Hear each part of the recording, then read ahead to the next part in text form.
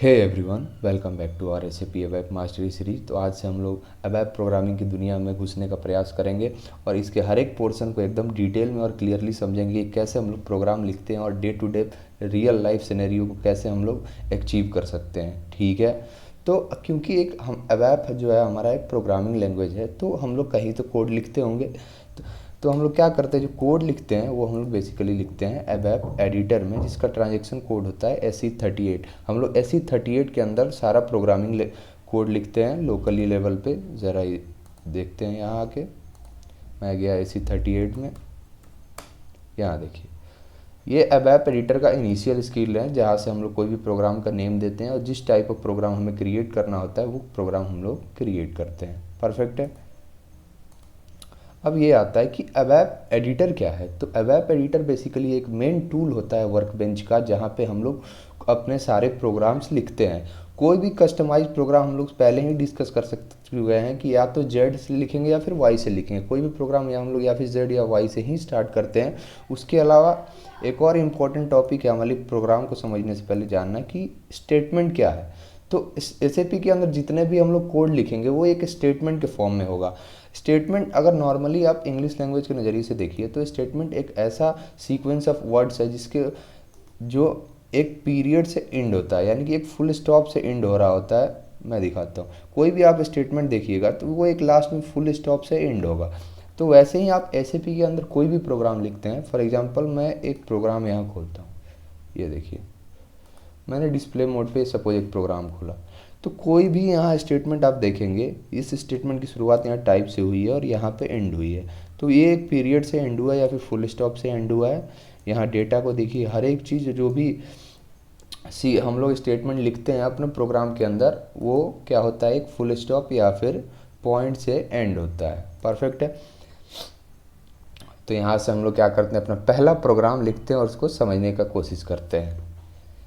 ABAP programming के लिए सबसे पहला नाम होता है, आप जब SE38 टी कोड पे जाएंगे तो वहाँ पे आपको अपने प्रोग्राम का एक सपोज नेम देना होगा। तो मैं कुछ नेम दे देता हूँ, जेड से स्टार्ट करता हुआ एक नेम दे देता हूँ, अंडरस्कोर फर्स्ट प्रोग्राम। परफेक्ट है। क्रिएट बटन पे मैं क्लिक करूँगा तो एक पॉपअप स्क्रीन आएगी। ये पॉपअप स्क्रीन क्या है, अब इसको समझते हैं। कोई भी प्रोग्राम अगर आप क्रिएट करते हैं तो उसके लिए हमें प्रोग्राम का टाइटल देना होता है। वो टाइटल क्या होता है कि जब भी हम आउटपुट डिस्प्ले करेंगे तो जो आउटपुट स्क्रीन है वहाँ पे वो टाइटल के फॉर्म में आता है। तो मैं लिख देता हूँ फर्स्ट प्रोग्राम। परफेक्ट है। अब यहाँ से हमें टाइप सेलेक्ट करना होगा। फिलहाल के लिए इसे एग्जीक्यूटेबल प्रोग्राम को समझिए। एग्जीक्यूटेबल प्रोग्राम एक ऐसा प्रोग्राम होता है जो हम एग्जीक्यूट करते हैं, यानी हम लोग ज़्यादातर प्रोग्राम एग्जीक्यूटेबल प्रोग्राम ही रखेंगे, तो पहले बस एग्जीक्यूटेबल ही रहने दीजिए। अब मैं क्लिक करूँगा सेव बटन पे। यहाँ से एज यूजुअल हम लोग क्या करते हैं, अपना पैकेज असाइन करेंगे और TR असाइन करें। परफेक्ट है। ये आ गया मेरा अबैप एडिटर का चेंज मोड में स्क्रीन, जहाँ पे हम लोग जो भी है वो कोड लिखेंगे। अब ये चेंज मोड होने का मतलब क्या है, अब ज़रा बैक पे आइए। यहाँ से आप इसी प्रोग्राम को डिस्प्ले मोड में खोलिए। अब देखिए यहाँ एक ब्लर सी स्क्रीन आ रही है और कोई भी आप कोड यहाँ चाहकर लिख नहीं सकते। तो इसको वापस चेंज मोड में खोलने के दो तरीके हैं, या तो आप वापस आके चेंज मोड में खोलिए या फिर आप इसका स्क्रीन कर सकते हैं या चेंज मोड में या अनचेंज मोड में। इस पर क्लिक कीजिए, फिर से प्रोग्राम मेरा डिस्प्ले मोड में चला गया। फिर से क्लिक कीजिए इस पर, प्रोग्राम क्या हुआ, मेरा चेंज मोड में आ गया। परफेक्ट है। तो हम लोग अपना पहला प्रोग्राम लिखते हैं। फिलहाल ये समझिए, कुछ भी अगर हमें डिस्प्ले करना है एसएपी के अंदर आउटपुट स्क्रीन पे, तो हम लोग उसे राइट स्टेटमेंट से एग्जीक्यूट करते हैं। तो राइट कॉलन, मैं हेलो वर्ल्ड का प्रोग्राम सपोज लिखता हूँ, हेलो वर्ल्ड। अब ज़रा देखिए, ये मेरा एक स्टेटमेंट हो गया जो कि फुल स्टॉप से एंड हुआ। राइट से हम लोग क्या करते हैं, जो भी चीज़ हमें डिस्प्ले करनी है वो राइट के सिंटेक्स से हम लोग क्या कर रहे होते हैं, एसएपी के अंदर लिखते हैं। अब ये मेरा एक स्ट्रिंग वैल्यू है, तो कोई भी स्ट्रिंग वैल्यू को हम लोग यहाँ एसएपी के अंदर क्या करते हैं, सिंगल कोट्स के अंदर लिखते हैं डिस्प्ले करने के लिए। परफेक्ट है। अब कोई भी अगर प्रोग्राम आपने क्रिएट किया तो उसके लिए तीन चीज़ मैंडेटरी हो जाता है। पहला होता है Ctrl+S से हम लोग क्या करते हैं, उसको सेव करते हैं। फिर दूसरा होता है Ctrl+F2, उससे हम लोग क्या करेंगे, उस प्रोग्राम को एरर चेक करेंगे। फिर तीसरा होता है कंट्रोल F3, उस प्रोग्राम को हम लोग एक्टिवेट करेंगे। उसके बाद अभी क्योंकि हमारा एग्जीक्यूटेबल प्रोग्राम है, जो भी यहाँ देखिए आपने एक एग्जीक्यूटेबल प्रोग्राम क्रिएट किया है, इसलिए हमारा रिपोर्ट जो है यहाँ ब्लू कलर में आ रहा है। तो ये ब्लू कलर और ये ब्लैक कलर का क्या चक्कर है, तो जो भी SAP के अंदर रिजर्व कीवर्ड्स हैं वो सारे के सारे आपको ब्लू कलर में ही दिखाई देंगे और बाकी सारे कीवर्ड्स जो हैं ब्लैक कलर में आप दिखाई देंगे, जो भी आप क्रिएट करेंगे। परफेक्ट है। अब मैं इस प्रोग्राम को एग्जीक्यूट करता हूँ। एग्जीक्यूट करने के लिए हम लोग F8 प्रेस करते हैं या फिर इस आइकन पे आप लोग क्रिएट कर सकते हैं। यहाँ देखिए, यहाँ से आपका फर्स्ट प्रोग्राम क्रिएट हो गया। तो आपने अवेब के अंदर अपना पहला कोड लिख लिया है हेलो वर्ल्ड का। परफेक्ट है। तो इस तरह हम लोग क्या कर सकते हैं, एक को राइट स्टेटमेंट का यूज़ करके SAP के अंदर डिस्प्ले स्क्रीन पे कुछ भी हम लोग डिस्प्ले कर सकते हैं। परफेक्ट है। यहाँ से अब हम लोग अपना एक फ्रेश प्रोग्राम क्रिएट करेंगे सम ऑफ 2 नंबर्स का, और इसको अच्छे से समझेंगे कि चीज़ें यहाँ पे कैसे एग्जीक्यूट करती हैं। तो मैं फिर से जाऊँगा अपने वेब एडिटर के इनिशियल स्क्रीन पे SE38 में ZAR सम ऑफ 2 नंबर्स में नेम दे देता हूँ 2 नंबर्स। परफेक्ट है। मैंने क्लिक किया क्रिएट बटन पे और मैंने यहाँ दिया to display some of 2 numbers. यहाँ से मैंने सेलेक्ट कर लिया एग्जीक्यूटेबल प्रोग्राम और मैंने प्रेस किया इंटर और पैकेज और ट्रांजैक्शन रिक्वेस्ट असाइन कर दिया। ठीक है। अभी मैंने डिस्कस किया था कोई भी प्रोग्राम के लिए हमारे पास 3 चीज़ें मैंडेटरी होती हैं। पहला होता है कंट्रोल S। कंट्रोल S से हम लोग क्या करते हैं, प्रोग्राम को सेव करते हैं। फिर दूसरा होता है कंट्रोल F2। कंट्रोल F2 से हम लोग सिंटेक्स चेक करते हैं कि कोई एरर तो नहीं आ रहा। फिर कंट्रोल F3 से प्रोग्राम को हम लोग एक्टिवेट करते हैं। SAP के अंदर ये बहुत ही ज़्यादा मैंडेटरी चीज़ है कि हमें कोई भी प्रोग्राम अगर हम लिख रहे हैं तो उसे एक्टिवेट करना एकदम मैंडेटरी होता है। फिर उसे एग्जीक्यूट करने के लिए हम F8 प्रेस करते हैं, उसे प्रोग्राम हमारा एग्जीक्यूट हो जाता है। परफेक्ट है। एक और चीज़, ये एक बहुत ही ज़्यादा इम्पोर्टेंट हमारा यहाँ पे आइकन है जिसको समझना बहुत ज़्यादा ज़रूरी है। इसको देखिए, डिस्प्ले ऑब्जेक्ट लिस्ट, इस पर आप क्लिक करेंगे तो क्या होगा, ये सीधे से सीधे क्या करेगा, हमारा SEAT ऑब्जेक्ट नेविगेटर स्क्रीन पे हमको ले जाएगा, जहाँ से ये प्रोग्राम का हमारे पास जितनी चीज़ें हैं जहाँ जहाँ ये यूज़ हो रहा है हम लोग डायरेक्टली इस ऑब्जेक्ट को यहाँ से देख सकते हैं। इसका यूज़ हमारे पास ऑलमोस्ट हर जगह आएगा और हम लोग इसको बार बार डिस्कस करेंगे। फ़िलहाल के लिए ये समझिए कि हम लोग डिस्प्ले ऑब्जेक्ट लिस्ट पे क्लिक करके SEAT में नेविगेट कर सकते हैं। परफेक्ट है, आसान है। अब यहाँ से ये चीज़ें हमने डिस्कस कर ली। कंट्रोल S, कंट्रोल F2 क्या है, कंट्रोल F3 का हम लोग क्या यूज़ है। फिर एग्जीक्यूट के लिए हम लोग क्या करते हैं, F8 प्रेस करते हैं। डिस्प्ले या चेंज के लिए एक शॉर्टकट की कंट्रोल F1 होता है, या फिर हमारे पास एक आइकन ऑलरेडी अवेलेबल है, इसका भी हम लोग यूज कर सकते हैं। परफेक्ट है। अब आइए एक और इम्पोर्टेंट फीचर आता है। सपोज मैंने कुछ 1000 लाइन के प्रोग्राम लिख दिए। मैं एक ऑलरेडी रिटन प्रोग्राम को ओपन करता हूँ। ये देखिए प्रोग्राम मेरा ये थोड़ा ऑर्डर्ड में है। अब ज़रा मैं इसको थोड़ा इधर उधर कर देता हूँ ताकि समझना आसान हो।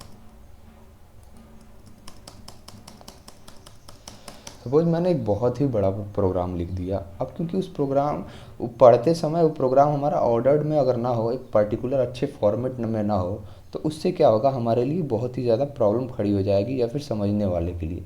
तो SAP ने क्या किया, हमारे पास एक प्रिटी प्रिंटर शिफ्ट F1 इसका शॉर्टकट होता है, जिसका यूज करके हम लोग क्या कर सकते हैं, फॉर्मेटिंग दे सकते हैं अपने प्रोग्राम के अंदर, एक बेस्ट फॉर्मेट के अंदर प्रोग्राम को ला सकते हैं। इस पर क्लिक कीजिए, ये देखिए मेरा एकदम परफेक्ट ऑर्डर में हर एक लाइन अरेंज्ड में आया हुआ है। और क्योंकि एक चीज़ यहाँ से ओपन हो रही है तो दूसरी चीज़ से एक सेपरेटेड फॉर्म में है, ताकि हमारे लिए जब भी हम अपने प्रोग्राम को चेक कर रहे हो तो समझना आसान हो जाए कि हम उसको कहाँ और क्यों यूज़ कर रहे हैं।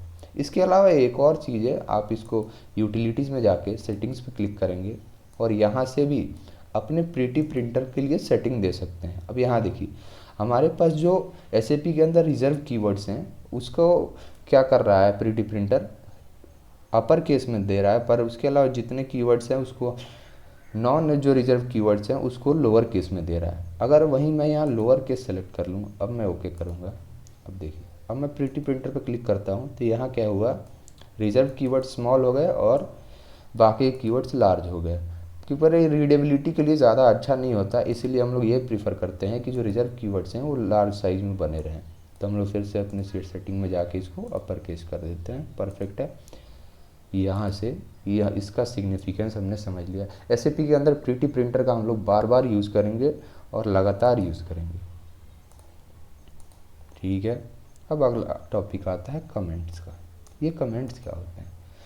कमेंट्स का बेसिकली हम लोग यूज़ करते हैं कि प्रोग्राम के अंदर एक पर्टिकुलर जो भी कोड हमने लिखा है तो उसकी ज़रूरत क्या पड़ रही है, क्यों पड़ रही है, उसको समझाने के लिए हम लोग यूज़र के लिए मेनली हम लोग क्या करते हैं कि एक्सप्लेनेशन देने के लिए प्रोग्राम के अंदर हम लोग कमेंट्स का यूज़ करते हैं। और कमेंट्स का यूज़ ज़रा समझिए। सपोज ये मेरा रीड फाइल है, प्रोग्राम है। अब मैं क्या कर रहा हूँ, यहाँ पे मैं एक फंक्शन मॉड्यूल क्रिएट कर मैंने कॉल किया। ये क्या है नहीं है कभी समझने की बिल्कुल ज़रूरत नहीं है, पर सपोज मैंने यहाँ एक क्रिएट किया है, एक कॉल किया है फंक्शन मॉड्यूल। तो मैं अपने यूज़र को कैसे समझाऊंगा? यूज़र यहाँ आएगा तो इसकी ज़रूरत क्या है, यूज़र कैसे समझेगा इस चीज़ को? वहीं अगर मैं यहाँ एक कमेंट लिख देता हूँ कि calling F4 function module to read A file, तो इससे क्या हुआ, जब भी यूज़र हमारा एक बड़ा सा कोड रीड कर रहा होगा तो कमेंट्स की वजह से उसके लिए समझना आसान हो जाएगा कि इसके नीचे हम लोग क्या करें, पर्टिकुलर कमेंट रीड कर रहे हैं। तो कमेंट का मतलब ये होता है कि हमें एक एक्सप्लेनेशन देना है। अब कमेंट को ज़रा देखिए कि अगर हम लोग एक पर्टिकुलर स्टेटमेंट की शुरुआत में अगर स्टार दे देते हैं तो वो हमारा कमेंट्स हो जाता है। जैसे कि हमने यहाँ कमेंट्स क्या किया, स्टार से पास की, स्टार के बाद का सारा हिस्सा ऑटोमेटिक कमेंट हो जाता है। पर ये एक चीज़ मैंडेटरी है कि स्टार हमारा एग्जैक्टली शुरुआत में होना चाहिए। अगर आप इसे थोड़ा भी स्पेस दे देंगे तो ये हमारा कमेंट्स नहीं रह जाएगा, ठीक है। अब दूसरा तरीका ये तो हो गया कि अगर हमें शुरुआत से कमेंट देना है तो, पर अगर रिक्वायरमेंट ये आती है कि आप बीच से कमेंट दें, यहाँ से कोई लाइन में इस पर कुछ डिटेल देना चाहता हूँ, सपोज यहाँ पे मैं यहाँ डिस्क्राइब करना चाहता हूँ कि टेकिंग इनपुट फ्रॉम यूज़र, तो इसको कमेंट्स कैसे दे सकते हैं? तो इसके लिए हमें क्या करते हैं, डबल कोट्स का यूज़ करते हैं पर्टिकुलरली कमेंट्स देने के लिए, परफेक्ट है। हम लोग क्या करते हैं, इस कैरेक्टर का यूज़ करते हैं किसी भी पोजीशन में अगर हमें कमेंट देना है तो। एक और मैंडेटरी चीज़ है हमारे पास कि अगर हमें एक पर्टिकुलर लाइन को ही कमेंट बनाना है, सपोज मैं इस लाइन को कमेंट देना चाहता हूँ, तो इसके लिए दो तरीके हैं। आप इस लाइन के पे क्लिक करेंगे और कंट्रोल और कॉमा प्रेस करेंगे, इससे पूरी लाइन हमारी कमेंट में चली जाएगी। ऑटोमेटिक स्टार जो है बिगिनिंग में आ जाता है, दो बार क्लिक करेंगे तो 2 स्टार आएगा। और वहीं कंट्रोल और फुल स्टॉप का यूज़ करेंगे तो हमारा स्टार कम होने लगता है और उससे वो लाइन बेसिकली अनकमेंट हो जाती है। तो ये दो इम्पोर्टेंट शॉर्टकट्स होते हैं एक पूरी लाइन के लिए, कंट्रोल प्लस कॉमा और कंट्रोल प्लस फुल स्टॉप, जिसका यूज़ करके हम लोग क्या कर सकते हैं, लाइन को कमेंट या अनकमेंट कर सकते हैं, परफेक्ट है। ये तो हो गया हमारा कमेंट्स का चक्कर। हम अपने फिर से सम ऑफ 2 नंबर्स प्रोग्राम को ओपन कर लेते हैं और कुछ इंपॉर्टेंट चीज़ों को ज़रा समझने की कोशिश करते हैं। जब हम लोग डेटा डिक्शनरी डिस्कस कर रहे थे तो वहाँ एक पर्टिकुलर चीज़ हमने डिस्कस किया था कि डोमेन्स क्या होते हैं। डोमेन्स टेक्निकल एट्रीब्यूट हम लोग डोमेन्स के अंदर डिफाइन कर रहे होते हैं। वैसे ही अबैप प्रोग्रामिंग के अंदर डेटा टाइप जब आता है तो उसके अंदर हम लोग क्या करते हैं, एक पर्टिकुलर डेटा ऑब्जेक्ट के लिए हम लोग टेम्पलेट क्रिएट करते हैं। मतलब इसका यूज़ करके हम लोग क्या करेंगे, ये बेसिकली जो डेटा टाइप है हमारा डेटा ऑब्जेक्ट के लिए एज ए टेम्पलेट वर्क करते हैं और इससे हम लोग डेटा ऑब्जेक्ट का टाइप्स एंड लेंथ डिफाइन करते हैं कि कौन सी टाइप का है, कितना लेंथ होगा उसका। तो ये बेसिकली जो है डेटा टाइप्स हमारे ऑलरेडी डिफाइंड भी होते हैं और it can be defined independently in ABAP program और इन अबैप डिक्शनरी। इनको हम लोग क्या कर सकते हैं, इनको इंडिपेंडेंटली डिफाइन कर सकते हैं और ये बेसिकली हमारे प्रोग्राम का पार्ट नहीं होते हैं। मेनली इसका यूज़ क्या है, हमें बस टेक्निकल एट्रीब्यूट डिफाइन करना होता है अपने पर्टिकुलर डेटा ऑब्जेक्ट के लिए। तो डेटा ऑब्जेक्ट क्या है, ये मैं डेटा ऑब्जेक्ट क्या डिस्कस कर रहा हूँ। तो सपोज डेटा ऑब्जेक्ट बेसिकली वो चीज़ हो गए कि जो डेटा ऑब्जेक्ट्स क्या हो गए, basically instance of data type हो गए। हम लोगों ने एक डेटा टाइप का इंस्टेंस क्रिएट किया, यानी कि अगर मैं एक वेरिएबल क्रिएट करना चाहता हूँ सपोज। अब वेरिएबल का लेंथ हो गया, मैं चाहता हूँ कि उस वो 2 लेंथ का हो एंड मैं ऐसे समझाता हूँ, यहाँ देखिए, हाँ ये परफेक्ट है। सपोज मैंने यहाँ एक वेरिएबल क्रिएट किया हुआ है, लोकल वेरिएबल एलवी से हम लोग लोकल वेरिएबल एम्प्लॉय आईडी, और इसका लेंथ मैं चाहता हूँ 20 हो और टाइप नेचुरल नंबर हो। तो यहाँ ये टाइप क्या है, टाइप से हमने क्या किया, एक डेटा टाइप डिक्लेयर किया। ये एक built in an data type है एसएपी के अंदर, नेचुरल नंबर। तो इससे हमने क्या किया, एक डेटा ऑब्जेक्ट यहाँ डिक्लेयर कर दिया है। तो डेटा ऑब्जेक्ट क्या होते हैं, बेसिकली एक इंस्टेंस हो गया डेटा टाइप के, जो पर्टिकुलरली क्या करते हैं, हमारा डेटा स्टोर करने का काम करते हैं। डेटा ऑब्जेक्ट के अंदर हम लोग अपना डेटा स्टोर करते हैं यहाँ पे। अब ऐसे देखिए, सपोज मैंने 2 डेटा से हम लोग क्या करते हैं, कोई भी वेरिएबल डिक्लेयर करते हैं, कोई भी वेरिएबल यहाँ क्रिएट करते हैं एसएपी के अंदर। तो क्योंकि मुझे सम ऑफ 2 प्रोग्राम्स क्रिएट करने हैं, तो मुझे क्या करना होगा, 2 वेरिएबल चाहिए होगा। तो मैंने सपोज दे दिया इनपुट 1, इसका लेंथ मान लीजिए मैं 2 दे देता हूँ, टाइप n, नेचुरल नंबर की ही टाइप हो गई, और मैंने फुल स्टॉप से इसको एंड कर दिया। फिर डेटा दिया मैंने और एलवी अंडरस्कोर इनपुट 2 दे दिया, इसका भी लेंथ मैंने 2 दे दिया, टाइप n, नेचुरल नंबर। यहाँ से हमने क्या किया, 2 इनपुट क्रिएट कर लिए जिनका यूज़ करके मैं पर्टिकुलरली क्या करूँगा, सम ऑफ प्रोग्राम्स क्रिएट करूँगा। तो उसका रिजल्ट स्टोर करने के लिए मैं एक आउटपुट भी क्रिएट कर लेता हूँ। परफेक्ट है।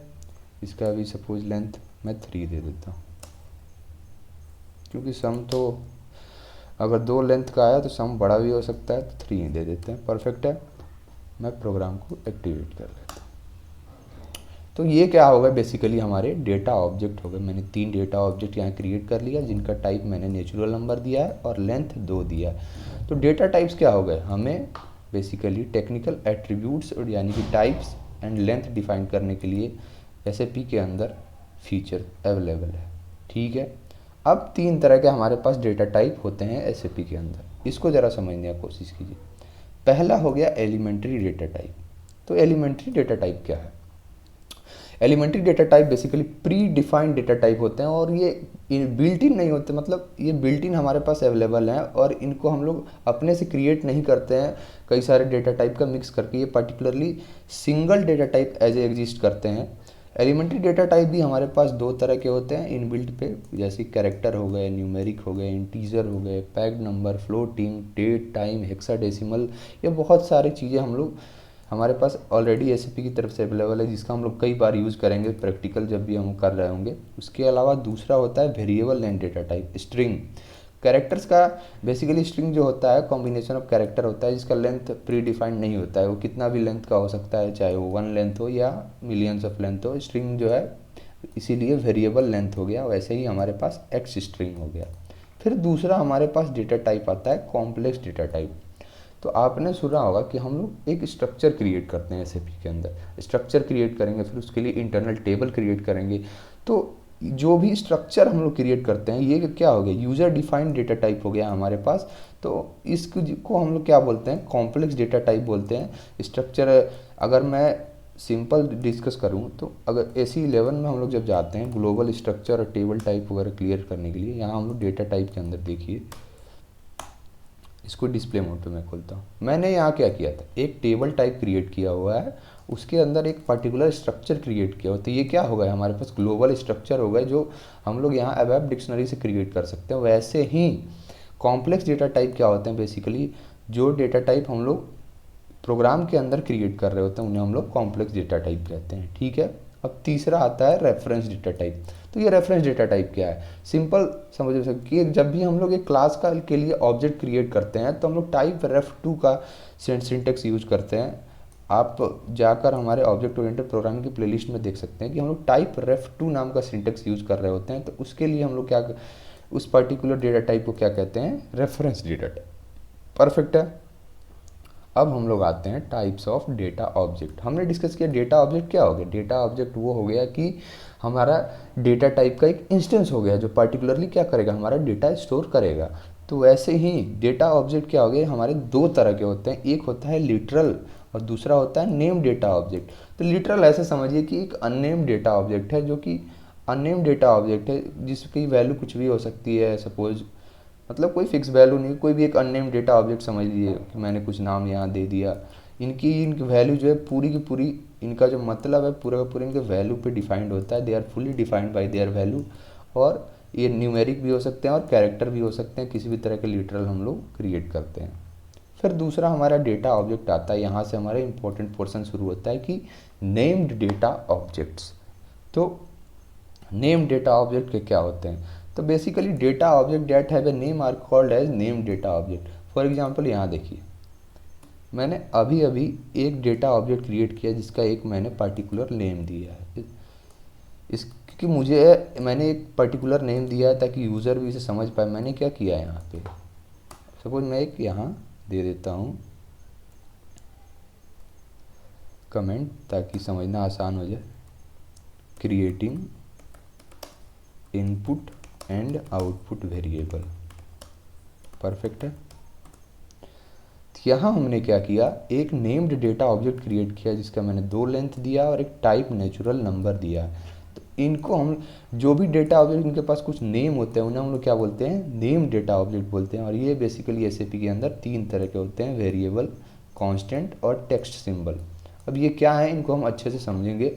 जरा ये इधर है। तो पहले तो वेरिएबल क्या हो गए, variable are data object which contents can be changed. For example यहाँ देखिए, यहाँ ये मैंने एक वेरिएबल क्रिएट किया, इसके अंदर अगर मैं कुछ इनपुट देना चाहूँ, सपोज मैंने इनपुट 1 के अंदर की वैल्यू 20 दे दी। अब मैं फिर नीचे जाके इनपुट 1 की ही वैल्यू क्या करता हूँ, 30 कर देता हूँ। परफेक्ट है। तो इससे क्या हुआ, पहले मैंने 20 वैल्यू दी थी, बाद में मैंने ही इसको चेंज करके 30 असाइन कर दिया। तो वेरिएबल्स बेसिकली वो डेटा ऑब्जेक्ट्स हमारे पास होते हैं जिनकी वैल्यू हम लोग कुछ चेंज कर सकते हैं। फिर दूसरा चीज़ आता है हमारे पास कांस्टेंट। तो कांस्टेंट बेसिकली वो डेटा ऑब्जेक्ट होगा जिनकी वैल्यू हमेशा फिक्स रहेगी। फॉर एग्जांपल पाई की वैल्यू 3.14 हमारे पास फिक्स होती है। तो जो भी हम लोग प्रोग्राम इम्प्लीमेंटेशन के दौरान जो भी कांस्टेंट का यूज़ करना होता है उनको हम लोग कांस्टेंट कीवर्ड से कांस्टेंट क्रिएट कर लेते हैं। परफेक्ट है। फिर तीसरा चीज़ हमारे पास आता है टेक्स्ट सिंबल। ये एक बहुत ही ज़्यादा इंपॉर्टेंट है हमारे लिए समझना कि a text symbol is a data object that is not declare in the program itself. वो प्रोग्राम के अंदर तो डिक्लेयर नहीं होता है, लेकिन ये हमारे प्रोग्राम का एक पार्ट होता है। मैं अब आपको इसको अच्छे से समझाने के लिए एक पहले का क्रिएटेड प्रोग्राम का यूज़ करता हूँ जिसके अंदर इसका यूज आया। फिलहाल ये समझिए, ये पैरामीटर से हमने क्या किया, एक पी फाइल नाम का वेरिएबल डिक्लेयर किया, ठीक है। पर यहाँ पी फाइल एक पैरामीटर हो गया। पैरामीटर से हम लोग क्या करते हैं, यूज़र से इनपुट लेते हैं। यूज़र से हम लोग इनपुट लेते हैं स्क्रीन पे। जैसे ही हम इस प्रोग्राम को एग्जीक्यूट करूँगा, मैं ज़रा इसे देखिए, मैंने प्रोग्राम को एग्जीक्यूट किया तो यहाँ पे स्क्रीन पे मेरा ये पी फाइल नाम का जो है पैरामीटर आ गया है। पर मैं क्या चाहता हूँ कि ये पी फाइल यूज़र को अच्छा नहीं लग रहा है। यूज़र को नहीं पता चला कि यहाँ पे ये हम लोग कर क्या रहे हैं, यूज़र इसको जानना चाहते। तो मैं पी फाइल की जगह इनपुट फाइल देना चाहता हूँ। तो इसके लिए हम लोग क्या करते हैं, टेक्स्ट सिंबल्स का यूज़ करते हैं। टेक्स्ट सिंबल्स को कैसे यूज़ कर सकते हैं, मैं गो टू पे जाऊँगा, टेक्स्ट एलिमेंट पे जाऊँगा। यहाँ देखिए 2 चीज़ें हैं, या तो आप सिलेक्शन टेक्स्ट, मैं यहाँ सिलेक्शन टेक्स्ट में जाके एक सेल्स डॉक्यूमेंट नंबर दे दे रहा हूँ, ठीक है। अब मैं इसको करता हूँ एक्टिवेट, वापस आया और मैंने प्रोग्राम को एग्जीक्यूट किया। यहाँ देखिए सेल्स डॉक्यूमेंट नंबर परफेक्टली आ गया। अब इसे यूज़र के लिए आसान हो जाएगा समझना। वैसे ही अगर मैं कुछ और नेम यहाँ देना चाहूँ, मैंने गलत नेम दे दिया, इनपुट फाइल। अब मैं करता हूँ एक्टिवेट, मैंने किया एग्जीक्यूट। यहाँ देखिए परफेक्टली इनपुट फाइल आ रहा है। अब यूज़र के लिए समझना आसान हुआ कि हम लोग यहाँ से क्या कर रहे हैं, एक इनपुट फाइल दे रहे हैं। पर मैंने डिस्कस किया था कि टेक्स्ट सिंबल्स, यहाँ देखिए टेक्स्ट सिंबल्स क्या है। तो कभी भी आप प्रोग्राम के अंदर सपोज कुछ बहुत ही बड़ा चीज़ लिखना चाहते हैं जो आप लोकली नहीं लिखना चाहते, कोई भी आके उसे इरेज कर दे, तो आप लोग यहाँ क्या कर सकते हैं, सिंबल पे उसका कोड एक दे सकते हैं। सपोज मैं 000 दे देता हूँ, उसका ये बेसिकली 000 से लेके 999 तक वेरी होता है। इतने सारे प्रोग्राम चीज़ें हम लोग यहाँ लिख सकते हैं और यहाँ हम लोग जो भी टेक्स्ट देना चाहते हैं वो देते हैं। और इस पार्टिकुलर सिंबल को हम लोग क्या करते हैं अपने कोड के अंदर यूज़ कर लेते हैं। तो जब भी इसकी ज़रूरत पड़ेगी हम लोग क्या करेंगे, टेक्स्ट सिंबल्स का अपने अंदर यूज़ करेंगे। परफेक्ट है। तो ये तो हमारे इंट्रोडक्शन पार्ट हो गया। अब यहाँ से हम लोग अपनी कोडिंग की जर्नी में थोड़ा सा आगे बढ़ते हैं। मैं अपने उस सम ऑफ टू नंबर्स के प्रोग्राम को चेंज मोड में खोल लेता हूँ। मैंने चेंज पे क्लिक किया। अब देखिए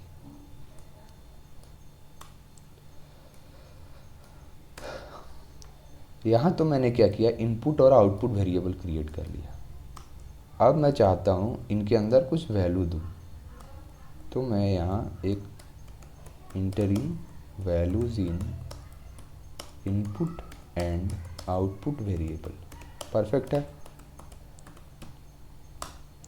तो मैं क्या करता हूँ, अब इसमें डेटा स्टोर कर देता हूँ। इनपुट 1, इसके अंदर सपोज मैंने दे दिया 30 और LV इनपुट 2 के अंदर यहाँ दे दिया 40। परफेक्ट है। डेटा मैंने क्या किया, इसमें स्टोर कर लिया। ये डेटा ऑब्जेक्ट्स हैं इसलिए मैंने इनमें डेटा स्टोर कर लिया। अब मेरा काम है ऑपरेशन परफॉर्म करना, क्योंकि मैं सम ऑफ टू नंबर्स चाहता हूँ। अब देखिए, इससे पहले मैं एक छोटी सी इंपॉर्टेंट चीज़ डिस्कस करना चाहता हूँ। कोई भी प्रोग्रामिंग लैंग्वेज के अंदर मेनली 3 पार्ट्स हमारे पास होते हैं। पहला होता है इनपुट, दूसरा होता है प्रोसेसिंग लॉजिक और तीसरा होता है आउटपुट। इनपुट का क्या चक्कर है,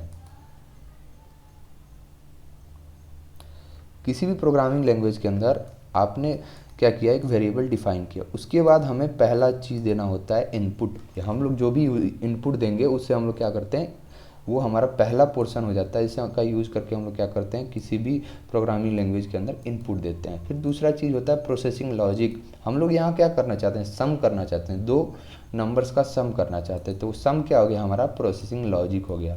फिर उसके बाद कुछ आउटपुट हम लोग एक अपने स्क्रीन पे डिस्प्ले करेंगे। यहाँ सपोज मैं एक अपनी स्क्रीन पे कुछ आउटपुट डिस्प्ले करूँगा, तो वो मेरा क्या हो गया, आउटपुट।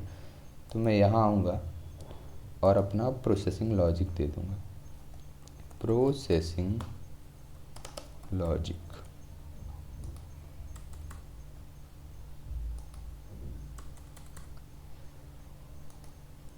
और मैं अपने आउटपुट के अंदर LV underscore output is equal to LV underscore input 1 plus LV underscore input 2। इससे मैंने क्या किया, ये अपना आउटपुट के अंदर डेटा स्टोर कर दिया। तो ये मेरा क्या हो गया, एक प्रोसेसिंग लॉजिक हो गया। अब मेरा फाइनल पोर्शन हो गया आउटपुट।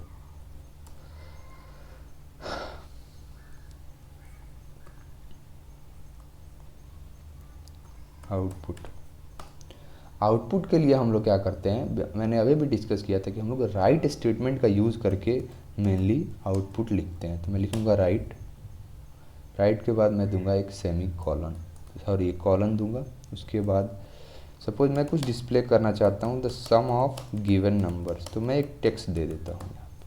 टेक्स्ट मैंने सिंगल कोट्स में दे दिया और मैंने कॉमा दिया। इस कॉमा से क्या होगा, मेरा थोड़ा स्पेस के बाद आउटपुट जो है बेसिकली प्रिंट हो जाएगा, LV आउटपुट। परफेक्ट है। कोई है। अब मैं एज यूजुअल इसको सेव करूँगा, फिर कंट्रोल F2 से एरर चेक करूँगा और कंट्रोल F3 से अपने प्रोग्राम को एक्टिवेट कर लूँगा और मैं प्रेस करूँगा F8 एग्जीक्यूट करने के लिए।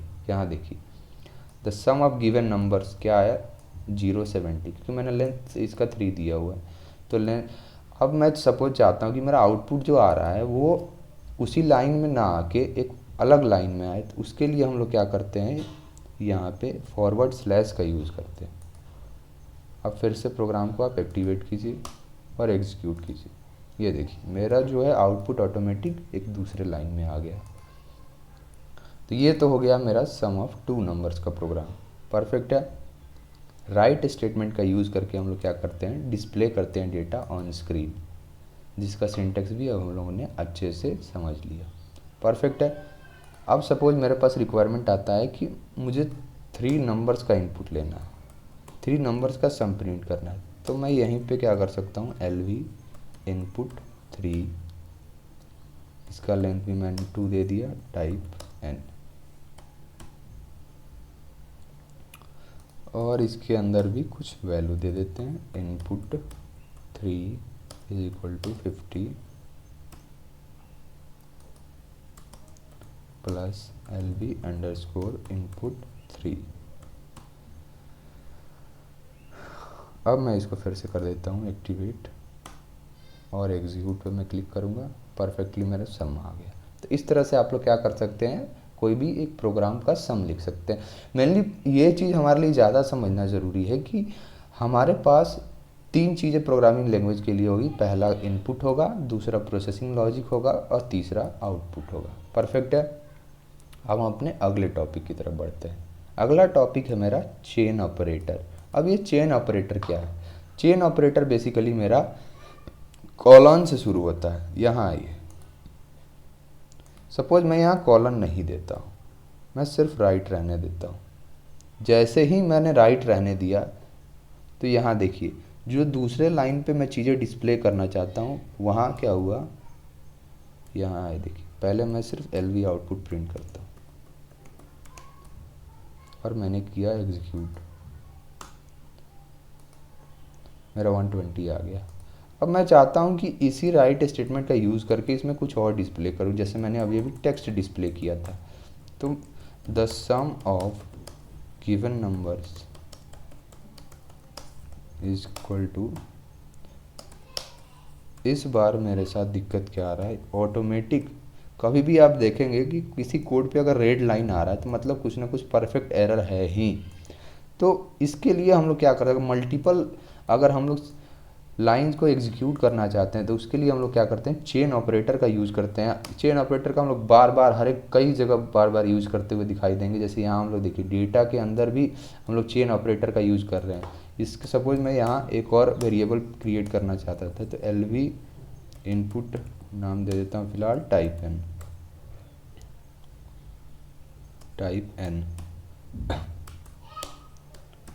यहाँ देखिए, क्योंकि मैंने चेन ऑपरेटर का यूज़ किया है इसलिए मैं कॉमा देके एक और वेरिएबल यहाँ पे क्रिएट कर पा रहा हूँ। तो अगर मैं यहाँ से चेन ऑपरेटर हटा दूँ तो इमीडिएटली क्या होगा, मेरा एरर दिखाई देने लगेगा दूसरे पे।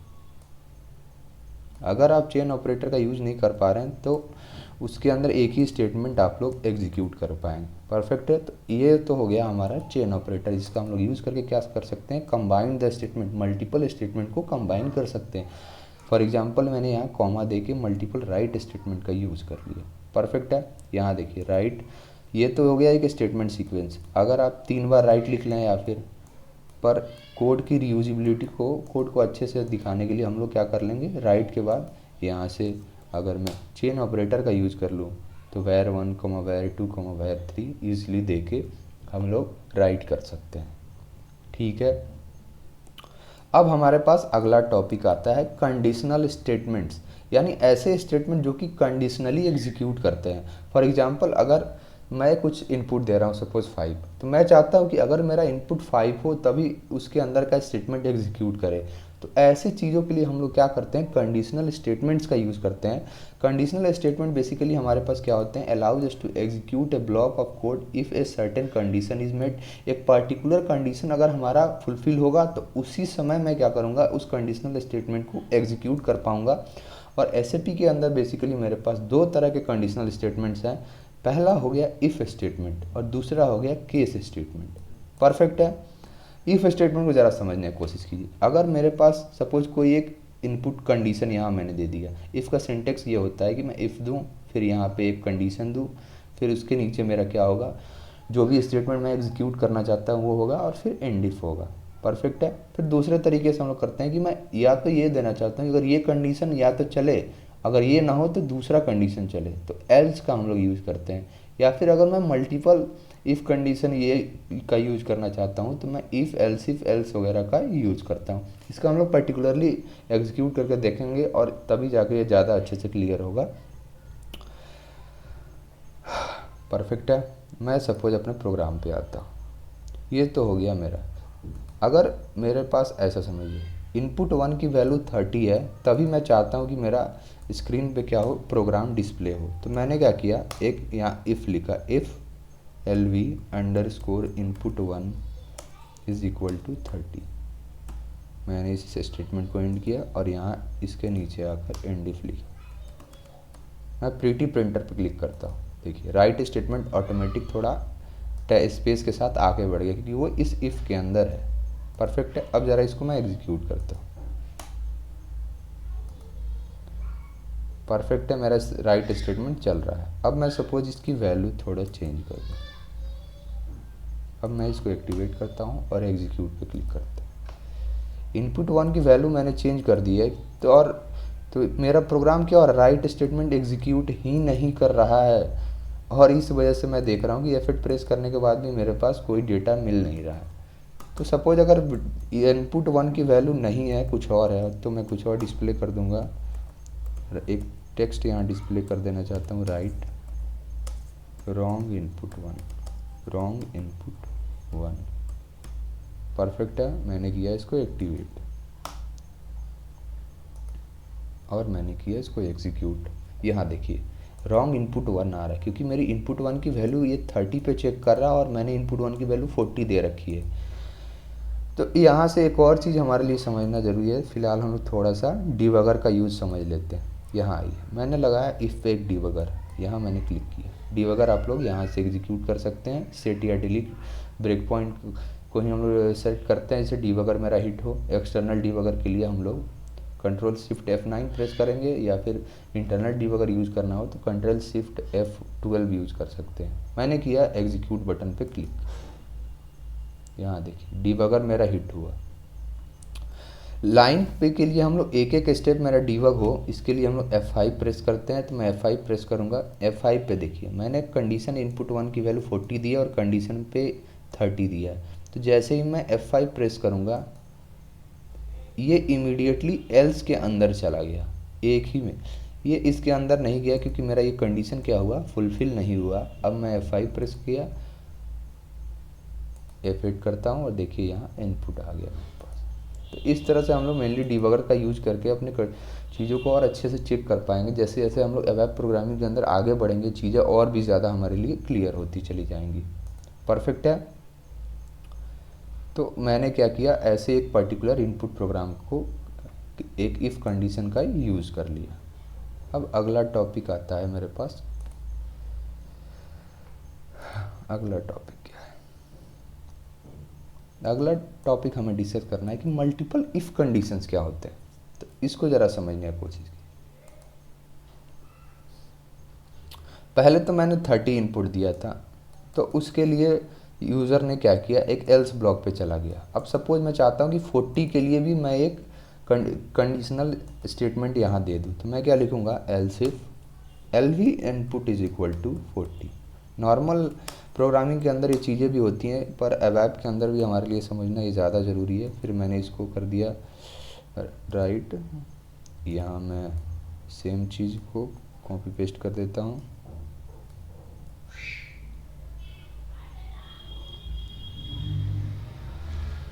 The sum of given numbers, ठीक है। और मैं एक एल्स ब्लॉक दे देता हूँ रॉन्ग इनपुट के लिए। अब देखिए राइट रॉन्ग इनपुट, परफेक्ट है। मैंने किया इसको एक्टिवेट। मैंने फिर से लगाया डिबगर, यहाँ पे मैंने एग्जीक्यूट पे क्लिक किया, डिबगर मेरा हिट हो गया। अब देखिए मैंने इनपुट 1 की वैल्यू दी है 40 और यहाँ पहला कंडीशन 30 पे चेक हो रहा है। अच्छे, इसके लिए हम लोग डेस्कटॉप 3 को ज़्यादा प्रीफर करते हैं डिबगर के लिए। तो डेस्कटॉप 3 पे मैं आ गया। मैंने प्रेस किया F5। जैसे ही मैंने F5 किया पहला कंडीशन फेल हुआ, ये अंदर ना जाते हुए एल्स इफ दूसरे कंडीशन पे आ गया। इस बार इनपुट 1 की वैल्यू 40 पे मैं चेक कर रहा हूँ। मैं प्रेस करता हूँ F5। इमीडिएटली देखिए मेरा राइट स्टेटमेंट एग्जीक्यूट हो जाएगा क्योंकि मेरा जो डिबगर है वो राइट स्टेटमेंट पे आ गया। F8 प्रेस कर दूंगा मैं यहाँ से, परफेक्टली मेरा एग्जीक्यूट हो गया। तो इस तरह हम लोग क्या कर सकते हैं, एक सिंगल इफ कंडीशन या एल्स कंडीशन या multiple if condition using else if they सकते हैं। परफेक्ट है। अब मेरा दूसरा कंडीशन आता है केस स्टेटमेंट। तो ऐसा समझिए कि मेरे पास तो ऑलरेडी इफ कंडीशन है एज ए कंडीशनर, तो मुझे केस की ज़रूरत क्या पड़ रही। परफेक्ट है। मुझे केस की ज़रूरत क्या पड़ रही। तो इफ़ का एक पर्टिकुलर लिमिटेशन है। अगर सपोज मेरे पास 100 इफ़ कंडीशन है और तो जब तक यहाँ मेरा पहली बार कंडीशन चेक हुआ तो यहाँ क्या हुआ, पहली बार कंडीशन फॉल्स हुआ तो ये दूसरे पे जाके चेक कर रहा है, फिर तीसरे पे जाएगा, फिर चौथे पे जाएगा। लेकिन केस क्या करता है कि जो ट्रू कंडीशन होगा इमीडिएटली वो वहाँ चला जाता है, वो इतने सारे स्टेटमेंट को एग्जीक्यूट करने से बच जाएगा और टेस्ट करने से बच जाएगा। इससे हमारा क्या होगा, प्रोग्राम जो है ऑप्टिमाइज होता है। केस के लिखने का सिंटेक्स समझ लीजिए, मैं केस दूंगा, उसका जिस पे लगाना है वो दूंगा, और उसके लिए मैं व्हेन का यूज़ करके पर्टिकुलर कंडीशन चेक कर रहा होता हूँ। परफेक्ट है। अब जरा आइए, इसी को मैं एज ए केस एग्जीक्यूट करने की कोशिश करता हूँ। मैं इनपुट 1 पे चेक कर रहा हूँ, तो मैंने यहाँ क्या कर दिया, सपोज दे दिया केस, यहाँ देते हैं ताकि इसको इफ़ को रहने देते हैं ताकि समझना आसान रहे। यहाँ नीचे एक कमेंट दे देता हूँ, केस स्टेटमेंट। अब सपोज मैंने दिया यहाँ केस, मैंने टैब प्रेस किया। यहाँ जैसे ही आप टैब प्रेस करेंगे ऑटोमेटिक एसएपी की तरफ से हमारे पास ये बिल्ट इन फीचर्स अप्लाइड हो जाएगा और हमारे पास आ जाएगा, सीधे हम लोग यहाँ कोड लिख सकते हैं। तो मैं इनपुट 1 पे कंडीशन लगा रहा हूँ, तो मैं इनपुट 1 को यहाँ कॉपी कर लूँगा और यहाँ केस के बाद पेस्ट कर दूँगा, कंट्रोल V। अब इनपुट 1 की वैल्यू अगर मेरे पास 30 है तो 30 को मैं यहाँ यूज़ कर लूँगा, व्हेन 30। तो मैं क्या करूँगा, जब 30 है तो मेरा ये राइट स्टेटमेंट एग्जीक्यूट करना चाहिए। फिर जब 40 है तो मैं दूसरा राइट स्टेटमेंट यूज़ कर लूँगा।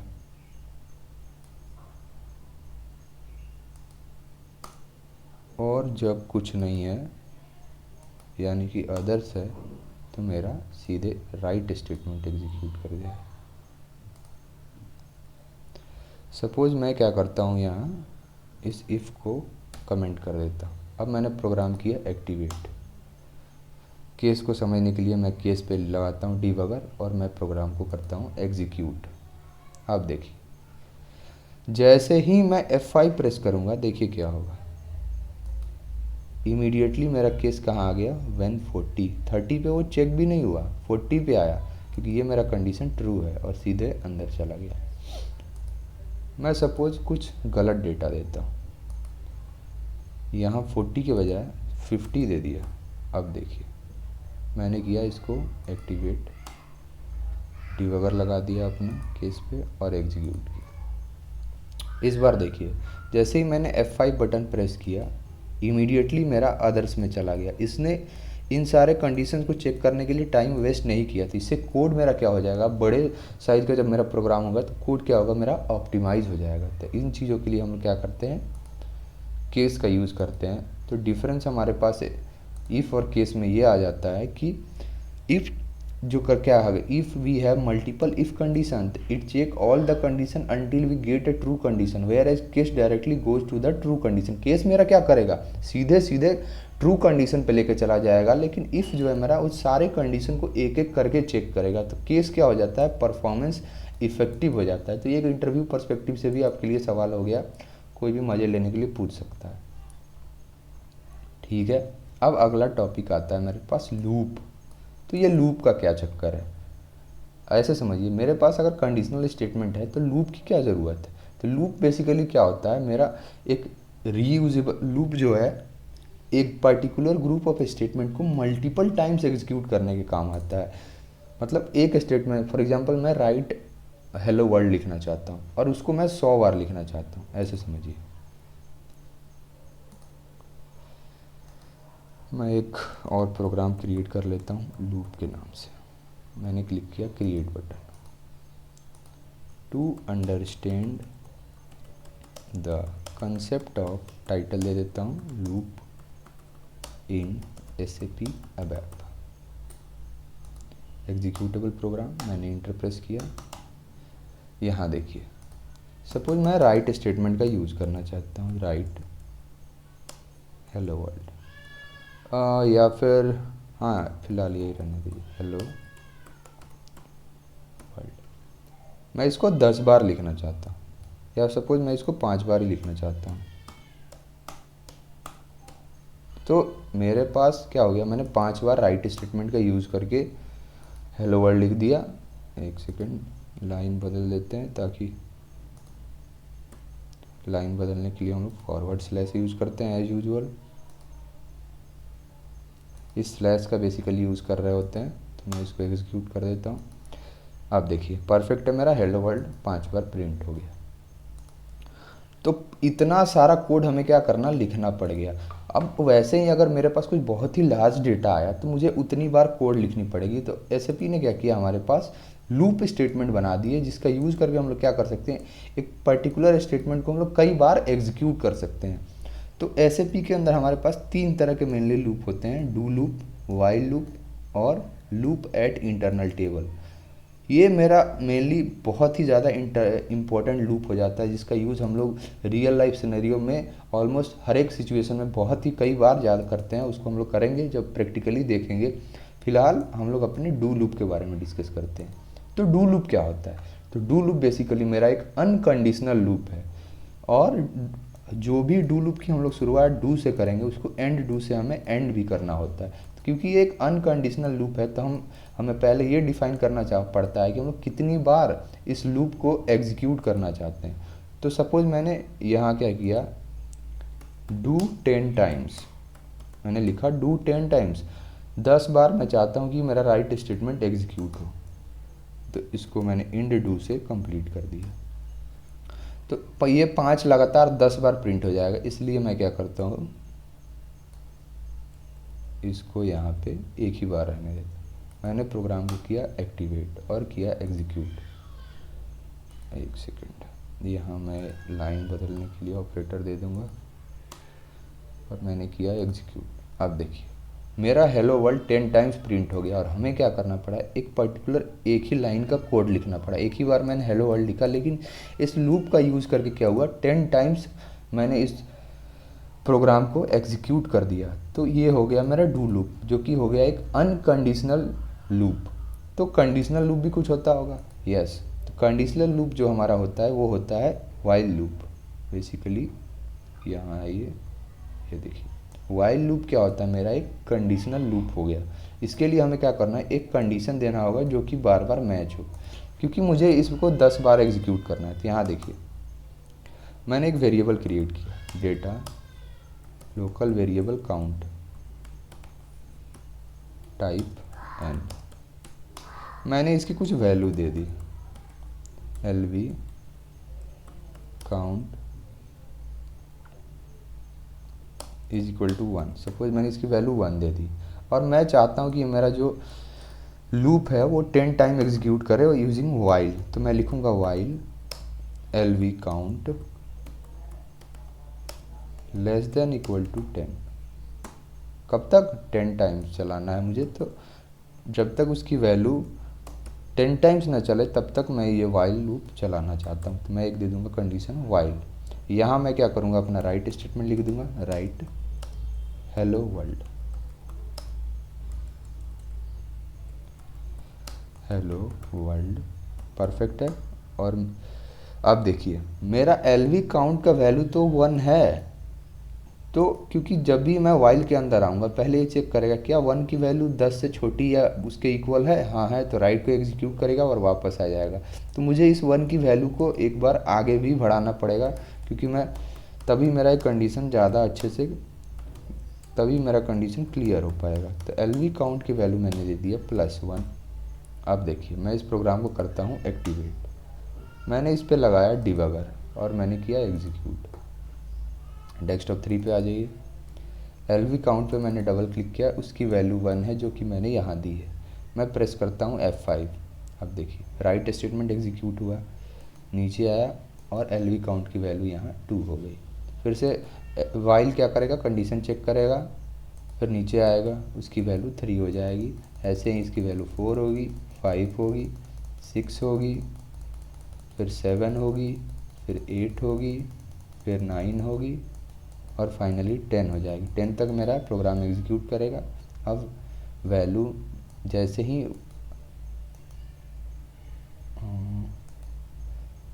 एलवी काउंट की वैल्यू, एक सेकेंड, ओके मैंने मिस्टेक कर दिया है, मुझे इसका लेंथ फिक्स करना था।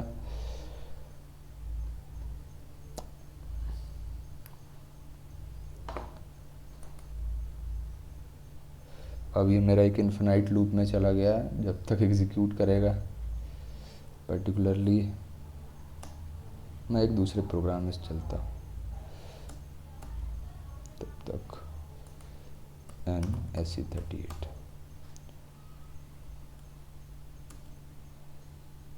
ये अभी भी चल रहा है, इसको चलने दीजिए।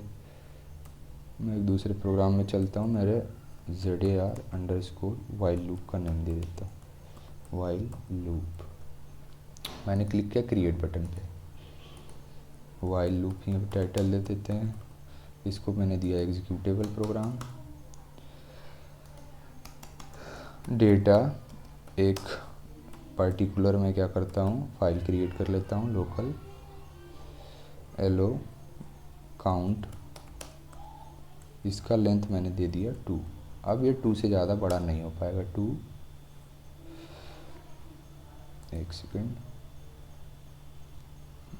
परफेक्ट है। यहाँ देखिए टाइप n, इसकी वैल्यू मैंने काउंट की वैल्यू दे दी 1। अब मैं अपना वाइल कंडीशन लिखता हूँ, while LV count less than 5 equal to 5 लगा दीजिए, परफेक्ट रहे। एंड वाइल, और मैंने लिख दिया right hello world. Code single code के अंदर इसको ले आइए, परफेक्ट है। और मैंने किया इसको एक्टिवेट।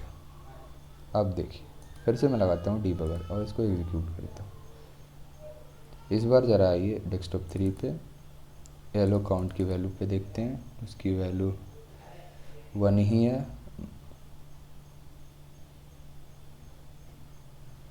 ये 2 अलग अलग क्यों आ रहा, ठीक है फिलहाल एग्जीक्यूट कीजिए। 1 2,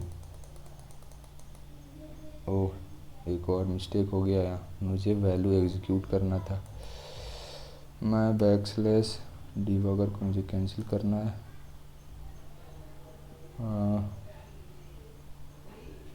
एग्जिट क्लिक करता हूँ और इस एप्लीकेशन को क्लोज करता हूँ। अब ठीक है, NSE38 पे आइए, वाइल लूप को चेंज मोड पे खोलिए और यहाँ मुझे एलो काउंट की वैल्यू को क्या करना पड़ेगा, इंक्रीज करना पड़ेगा। एलो काउंट +1, नहीं तो अगेन ये इन्फिनाइट लूप में चला जाएगा। एग्जीक्यूट कीजिए सीधे। अब देखिए 5 ही बार मेरा हेलो वर्ल्ड प्रिंट हो रहा है। अगर मैं इस पर डीबगर लगाता हूँ और एग्जीक्यूट करता हूँ, डेस्कटॉप 3 पे जाइए, एलो काउंट पे क्लिक कीजिए, इसकी वैल्यू 1 है। मैं प्रेस करता हूँ F5, वैल्यू 2 हुई, 3 हुई, 4 हुई, फिर 5 हुई, 5 तक मेरा वाइल लूप चलेगा। अब जैसे ही इसकी वैल्यू क्या हुई 6, वो ये वापस आएगा, कंडीशन हो जाएगा फेल, सीधे इंड वाइल पे चला गया। और मैं प्रेस करूँगा F8। इसको ज़्यादा समझना हमारे लिए मैंडेटरी नहीं है, फिलहाल ये समझिए डू लूप क्या हो गया, मेरा एक अनकंडीशनल लूप हो गया और वाइल लूप मेरा एक कंडीशनल लूप हो गया, जिसके लिए हमें कंडीशन देना मैंडेटरी होता है। फिर फाइनल मेरा आता है कौन सा लूप, लूप स्टेटमेंट, जो कि हमारे लिए सबसे ज़्यादा इम्पोर्टेंट है, जो प्रैक्टिकली हम लोग लूप एट इंटरनल टेबल। अब ये इंटरनल टेबल क्या है, क्यों है, इसका डिस्कस हम लोग आगे करेंगे, अच्छे से करेंगे। फिलहाल आज हमने क्या समझा उसको हम लोग रिवाइव कर लेते हैं। पहले हम लोगों ने डिस्कस किया कि अबैप प्रोग्रामिंग के लिए हमें क्या करना होता है, हमें अबैप एडिटर पे जाके कोड लिखना होता है। कोई भी कोड है उसका नेम जो है, प्रोग्राम का नेम हम लोग Z या Y से ही स्टार्ट करेंगे। NSE38 पे हम लोग प्रोग्राम लिखते हैं। उसके अलावा हमने डिस्कस किया कि एक सम ऑफ प्रोग्राम्स के लिए हम लोग क्या करेंगे, वेरिएबल कैसे क्रिएट करते हैं। उससे पहले कुछ फंक्शनलिटीज़ हमने डिस्कस किया है। कंट्रोल S से हम लोग क्या करते हैं, प्रोग्राम को सेव करते हैं। कंट्रोल F2 से सिंटेक्स चेक करेंगे। कंट्रोल F3 से एक्टिवेट करेंगे और F8 से प्रोग्राम को एग्जीक्यूट करेंगे। डिस्प्ले या चेंज मोड पे जाने के लिए हम लोग कंट्रोल F1 या फिर इस आइकन का पर्टिकुलरली यूज़ करते हैं। परफेक्ट है। उसके अलावा हमारे पास SAP की तरफ से एक बिल्ट इन प्री प्रिंटर नाम का आइकन होता है। इसका यूज़ करके हम लोग क्या कर सकते हैं, कोड के अंदर फॉर्मेट दे सकते हैं। फिर डेटा टाइप को समझा। डेटा टाइप क्या होता है, हमारे टाइप्स ऑफ एलिमेंट डिफाइन करने के लिए यूज़ करते हैं, जिसका यूज़ करके हम लोग अपने डेटा ऑब्जेक्ट को क्रिएट करते हैं। डेटा ऑब्जेक्ट भी हमारे पास मेनली 3 तरह के होते हैं।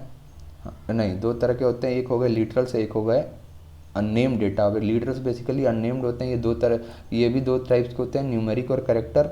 नेम्ड हमारे पास तीन तरह के हो गए, वेरिएबल जिसके अंदर किसकी वैल्यू चेंज होती रहती है, कांस्टेंट जिसकी वैल्यू फिक्स होती है, और टेक्स्ट सिंबल जिसको हम लोग आगे चल के अच्छे से डिस्कस करेंगे। फिलहाल इसका एग्जीक्यूट करके हम लोगों ने देख लिया कि इसका यूज़ क्या है। उसके अलावा हमारे पास डेटा टाइप तीन तरह के होते हैं, एलिमेंट्री डेटा टाइप जो कि हमारे पास प्री डिफाइंड होते हैं और ये किसी और डेटा टाइप को कंज्यूम नहीं कर रहे होते हैं, ये पर्टिकुलरली एग्जिस्ट करते हैं। ये भी हमारे पास दो प्रकार के होते हैं, पहला हो गया फिक्स, दूसरा हो गया वेरिएबल। वेरिएबल में स्ट्रिंग, एक्स स्ट्रिंग, और फिक्स के लिए ये सारे डेटा टाइप हमारे पास अवेलेबल है। कॉम्प्लेक्स डेटा टाइप जब भी हम लोग टाइप स्ट्रक्चर क्रिएट करेंगे, उसका एक इंटरनल टेबल क्रिएट करेंगे, तो वैसे ही वो टाइप स्ट्रक्चर, वो टेबल टाइप सारे क्या हो गए हमारे पास कॉम्प्लेक्स डेटा टाइप हो गए, जिसको हम लोग ग्लोबली और लोकली दोनों क्रिएट कर सकते हैं। ग्लोबली हमने क्रिएट करके पहले भी देखा है, लोकली हम लोग क्रिएट करके आने वाले वीडियोज में अच्छे से डिस्कस करेंगे। फिर तीसरा हमारे पास आता है रेफरेंस डेटा टाइप, जिसका यूज़ करके हम लोग क्या करते हैं, एक पर्टिकुलर क्लास के लिए ऑब्जेक्ट डिफाइन करते हैं। फिर हमने देखा सम ऑफ टू नंबर्स का प्रोग्राम लिखेंगे। फिर राइट स्टेटमेंट का हम लोगों ने इंपॉर्टेंस समझा। राइट स्टेटमेंट का यूज़ करके हम लोग क्या करते हैं, अपने सिलेक्शन स्क्रीन पर डेटा डिस्प्ले करते हैं। परफेक्ट है।